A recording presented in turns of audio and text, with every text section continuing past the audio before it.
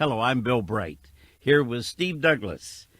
Stan and Catherine Smith in Arlington, Texas, were about to be divorced when a Lighthouse of Prayer neighbor began to pray for them. God intervened dramatically, and their marriage was saved, and the Smiths are now involved in praying for other neighbors through their Lighthouse movement of prayer. That's a great story, Steve, and there are many, many others. That's true, Bill. God is using the Lighthouse movement in a remarkable way. People's lives are changing. I recently received a letter from a pastor in Minneapolis. A person named Mary lives in a house nearby, and her husband Ziggy was an angry recluse. He prayed to receive Christ through the life and the witness of this pastor in his neighborhood 7 hours before he died. Oh, my. God is shining light into the lives of people near Christians on a regular basis through the Lighthouse movement. I am so excited, Bill, about this very practical way for all Christians to be involved in witness. You know, I've been a student of history going back to long before Christ was born, and I can tell you from my perspective, there's never been anything that compares with the Lighthouse movement.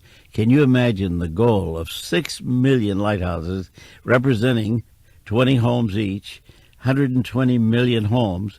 This is the most powerful thing that Christians could do today, and every believer should be involved in a lighthouse. And as important as it is to see one life changed, Bill, what's exciting is to realize what happens then, because that person becomes a light, and then they shine to the people around them, and then another person catches that and shines. And I was just interviewing a person for the radio program who was telling me that over a period of time, 60 of his neighbors and his neighbors' friends, not just in his neighborhood now, but his neighbors' friends, came to Jesus Christ, and they formed a church as a direct result of the Lighthouse movement. That is exciting. You know, Steve, many of these lighthouses will no doubt become churches. Can you imagine 6 million lighthouses enveloping the whole nation?